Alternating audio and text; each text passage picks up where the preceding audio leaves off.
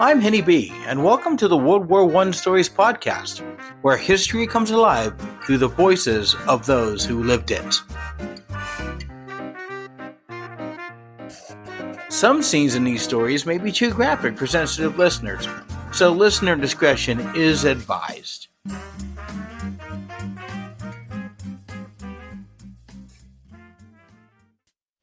Today's episode, Desperate Fury. The teeth sneered as the creature let loose a low growl. Alexei was frozen in fear as the hungry wolf stood a mere 3 feet away, seemingly ready to pounce. He knew there would be no way to reach his weapon, which he had left propped against a tree when he left the trench to relieve himself. He cursed himself for not using a bucket. The animal took a step forward, and Alexei reflexively took 2 steps back. At that moment, the sky lit up as a German flare soared overhead, its intent to illuminate Russians just like Alexei. A shot rang out, then another. Alexei hit the ground, and the wolf darted towards and then over him in a single bound.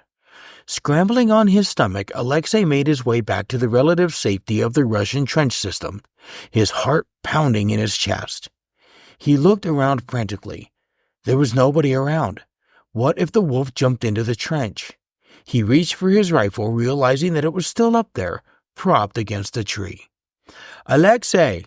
He heard the voice before he saw the person. It was Mikhail, his best friend and confidant. "Over here," Alexei yelled, and then glanced around furiously. Would yelling attract the wolf? Mikhail stood over him, looking down at him quizzically. "You all right? You look like you've seen a ghost." Alexei could not hide the fear in his voice. "I went up," he pointed to the upper ridge above the trench. "To piss, there was a wolf. Damn thing was going to eat me."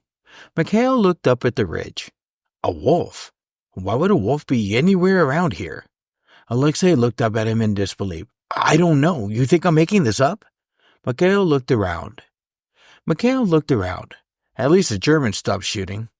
"Why are you down here on this end of the trench anyway? There's nobody here." "Because I had to take a leak, and there's nobody down here. You know that I'm shy." "Then why get out of the trench?" Mikhail was going to say more, but was abruptly interrupted by a howl, and then a low growl. Alexei watched as Mikhail turned around to find that he was a mere 4 feet away from 3 wolves. Alexei scrambled to his feet. "Run!" The 2 men screamed as loud as they could for their comrades as they ran down the trench system, closely followed by the wolves. One wolf pounced and missed, sinking its teeth into Alexei by mere centimeters. It fell to the ground and bounced, but recovered quickly and resumed chase. As they approached the occupied section of the trench, another voice pierced the night air. "Get down!" Alexei hit the deck, hoping that Mikhail did the same thing, as shots started to ring out. The growling and snarling ceased, and so did the shooting. Alexei saw a hand in his face. "Come on, get up." It was Corporal Peskov. Alexei took his hand and got to his feet. "Thank you." He turned to see Mikhail also getting to his feet. "You all right?" Mikhail walked forward with a noticeable limp. "I think so. Damn thing nipped my leg." Alexei looked down to see a dark spot forming on Mikhail's lower leg. Corporal Peskov looked as well. "We better get that looked at." He walked past the 2 men and to the corpse of the wolf they took down. The other 2 had apparently leapt out of the trench and fled. Quite brave of them to come this close to humans in a war zone. Very strange. As if prompted by his words, a series of howls pierced the night. As the days went on, Alexei stayed more alert, and he refused to venture away from the strength and numbers the soldiers in the trench provided. The howls of the wolves became more frequent and oftentimes mixed in with the sporadic gunfire and shell explosions, especially during the night. Guards were now being posted near the emptier sections of the trench in an effort to dissuade another encroachment by the wolves. When he really thought about the situation, Alexei could see the humor in it. They were there to fight the Germans, but now here they all were, worried about wolves. He wondered if the Germans were having the same thoughts about this absurd predicament. The sun was high in the sky when he got word that Major Koval would be addressing the troops. Major Koval had worked his way up the ranks of the Russian army over the last 10 years by being an outside-of-the-box thinker, something the Russian army normally frowned upon. He was a short and stout man with piercing green eyes and a receding hairline. He didn't look like much, but to Alexei and the others, he was intimidating to say the least. Alexei joined a crowd of soldiers waiting to hear what Koval had to say. He stood next to Mikhail. "What do you think this is about?" Mikhail shrugged his shoulders. "No idea, but for Koval to come and tell us himself, it's a pretty big deal. Maybe somebody messed up." "Maybe the Germans surrendered already," Alexei pondered. This elicited a snicker from his friend. After a few tense moments, Koval appeared. He had to stand on an ammunition crate to be seen. "His head is over the parapet. He's going to get shot," alerted a soldier near the front of the small crowd. Koval brushed it off and signaled for everyone to quiet down with his hands. "Do not be alarmed. I am perfectly safe." This elicited an unsure mumble from the crowd. As you all have undoubtedly heard by now, wolves have been a problem as of late. Not only have they threatened soldiers on both sides, but they have killed much-needed livestock from us and the villagers, and even taken children. High Command has come to the conclusion that the war is affecting wolves in some sort of way. Most likely we're displacing and endangering their normal food supply. That makes them desperate. And as we're finding out, desperately hungry wolves become much braver and more aggressive. The crowd murmured in agreement. "We have confirmed that the Germans are having the same issues as we are," Koval continued. "So we have agreed to a temporary ceasefire. We will be working with the Germans to deal with the wolves that are not only threatening us, but the villages all around us." The crowd around Alexei grumbled in confusion. What was happening here? They were going to stop fighting the Germans and hunt wolves? Was this real? Koval jumped down from the parapet, addressed another officer, and left to address more soldiers in another section of the trench, leaving Alexei and his comrades with their confusion. After a few minutes, Sergeant Vladimir Marx appeared to address the soldiers. Marx was a big man, both in height and in girth. He would not win a race against an elephant, let alone a wolf. He did not stand on the parapet as Koval did. Instead, he spoke from the trench floor. "We're going to team up with the Germans starting tonight. We'll be sending hunting patrols out together. 2 of us and 2 of them together. Alexei, Mikhail, you're first. It's sundown." The 2 men retreated to a bunkhouse dug into their trench system to sleep before their wolf hunting shift. The sun was starting to set as Alexei started to make his way across no man's land with Mikhail following close behind. "Careful, Mikhail. There's a lot of barbed wire out here, broken up equipment and shell holes." "Don't forget the bodies," he heard Mikhail call from his rear. "Yeah, and the bodies." It took 10 minutes to reach the German lines. There, they were greeted by mere grunts from 2 German soldiers. The Germans abruptly started to walk off. "Do we follow?" Mikhail asked. Alexei shrugged his shoulders. I guess so." And the 2 men started off in the same direction as the 2 Germans. They soon caught up with the 2 German soldiers, one of whom could speak some Russian. His Russian was broken and heavily accented, but Alexei managed to piece together the essentials. "I am Klaus," the soldier said, pointing to himself, then pointing to his companion, "and this is Hans." "Alexei," he replied, nodding and tapping his chest, "and this is Mikhail." Klaus continued, struggling with the language but determined to communicate. "Tonight we hunt wolves. Tomorrow other teams set traps for wolves. Pitfall traps, snares, poison bait, many traps." Hans chimed in with a few words of German, which Klaus translated as best he could. "We lure wolves, kill them." Mikhail raised an eyebrow, intrigued. "What kind of traps are we talking about?" Klaus thought for a moment, searching for the right words. "Big holes, covered with branches. Wolves fall in. Snares, wire loops to catch legs or necks. Poison meat, they eat, they die." Alexei nodded, trying to visualize the traps. "And after tonight?" Klaus smiled, relieved that they were understanding each other. "After tonight, we clean up, kill wolves stuck in traps. Rebait traps." Hans added a few more words and Klaus translated again. "We work together, Russians, Germans, same team." There was a brief, awkward silence as the reality of their temporary alliance sat in. Mikhail broke it with a chuckle. "It's strange, isn't it? Fighting each other one day, hunting wolves together the next." Klaus laughed, a sound that seemed almost foreign in the war-torn landscape. Yes, very strange. But wolves? They do not care about war. They just want to eat.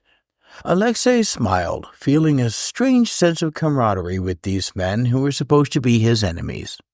Well, let's hope we get rid of these wolves quickly. I'd like to go back to just worrying about bullets. Hans, not understanding the words but catching the tone, nodded and clapped Alexei on the shoulder. Das ist absurd, he said, grinning. Alexei laughed aloud. Absurd, he repeated. They searched the nearby woods for the next 6 hours, their senses on high alert for any signs of wolves. As they moved deeper into the forest, the shadows grew longer and the cold more biting. At one point, they stumbled upon a deer carcass. It looked like it had been the site of a feeding frenzy the day before. The bones were picked clean, and the dried blood was dark and crusted against the frosty ground, almost black under the pale light of the moon. The scene was eerily silent, save for the occasional rustle of leaves and distant howls, reminding them of the ever-present danger lurking in the darkness. When they returned to their respective trenches, it was without having seen a single wolf, let alone making a kill. The frustration was evident between the men, their hopes dashed by the fruitless search. Other teams had fared slightly better. Out of the 7 teams sent out by the 2 armies, only 3 wolves had been killed in total. It was close to midnight on the 3rd night. Alexei and Mikhail were out again with their German counterparts Hans and Klaus. The 4 men tiptoed quietly through the woods, daring to make a sound. The last thing they wanted was to be heard by desperately hungry wolves, lest they become a feast for the entire pack. Alexei could see that Hans was about 20 feet ahead of the rest of the 4-man crew. This made Alexei uncomfortable. He watched as Hans put his left fist in the air abruptly, indicating that he was stopping, and bent down to inspect something. Alexei sprinted past Mikhail and Cross and bent down next to Hans. Hans pointed into a hole. Trap. Alexei examined the hole and saw a wolf pup impaled on spikes that had been strategically placed at the bottom. In the moonlight, he could make out leaves and sticks covering the pit, revealing it to be a camouflaged trap. The wolf pup had evidently stepped onto the concealed surface and falling into the spiked pit. It was still alive, as Alexei could hear its whimpers. He could hear Mikhail and Kraus creep up. Mikhail stood over them and peered into the pit. It was then he said something aloud that had been in the back of Alexei's mind. That's a pup. That means there's a mother around. No sooner were the words spoken when they all heard the snarl. Alexei sat exhausted up against a tree as he replayed the last 3 minutes over in his mind. They had heard the snarl, and before any of them could brace themselves, the large female wolf bounded forward and dropped directly onto Hans, who let out a scream. Alexei, who had been on his knees, had leaned onto his backside and started to back up in a panic. Both Mikhail and Kraus put a distance between themselves and the scene as well. They all watched helplessly as the wolf dug its teeth into Hans. Alexei made an effort to shoot the wolf when he realized that he had left his gun near the pit when he backed up. Mikhail, shoot her! A shot rang out and the wolf bucked backwards, but recovered quickly and started towards Alexei. He could see, however, that the wolf was wounded and rapidly weakening. Another shot, this one from Kraus's rifle. Alexei shot forward with all his weight behind him and tackled the wolf. The wolf snarled as they both fell into the pit. In his haste to subdue the wolf, Alexei had forgotten all about the spikes that lined the bottom of the pit. Now, as he lay on top of the dead wolf, he was faced with the realization that what he had done was foolish. Not only was the wolf already dying, but by hurling himself into the wolf, his inertia took him into the pit as well. He could easily have fallen onto the spikes. He looked up to see Mikhail look over the edge of the pit. Alexei, you all right? Alexei scrambled to lift himself up, being careful to avoid the spikes that were not embedded in the bodies of the mother wolf and her cub. Yeah, I'm okay. Help me out of here. He clasped Mikhail's hand and forearm and pulled his way up out of the pit. Now he sat against this tree, watching Kraus and Mikhail tend to Hans. The wolf had bitten to the side of his face and had taken a part of his ear. It could have been way worse. They had torn pieces of their clothing to use as bandages and even a long strip of Alexei's tunic to wrap around his head. The adrenaline of the moment had worn off long ago as the 4 men made their way back to the German lines. Altogether, over 7 days and nights, the two armies teamed together to hunt and kill 17 wolves. Traps and hunting parties seemed equally successful. However, Alexei was under the impression that given the amount of people and time utilized, their efficiency could have been better. Dawn was breaking on the morning of that 7th day. Mikhail, Alexei, Kraus, and the bandaged-up Hans were making their way back to the German trench system. They had searched all night and saw no signs of the desperate wolves. Like every other morning before it over the last week, the men shook hands and Alexei and Mikhail made their way across no man's land back to the Russian lines. 7 days of no fighting seemed to be doing wonders for the landscape already. Even though still scarred and littered with debris and shell holes, Alexei could see small patches of green sprouting up out of the mud and dirt. Would you look at that? Nature sure comes back fast, eh? Mikhail nodded in agreement. When you let it. When they reached the Russian trenches, Alexei took Mikhail's rifle as his partner climbed down into the trench. Alexei took a moment to glance back at the German lines. He was going to miss Kraus and Hans. They were nice guys. He didn't hear the whistle blow. He didn't hear a sergeant in the trenches yell that the truce was over. And he didn't feel a thing when his world went dark. This has been World War I Stories. Thank you for listening.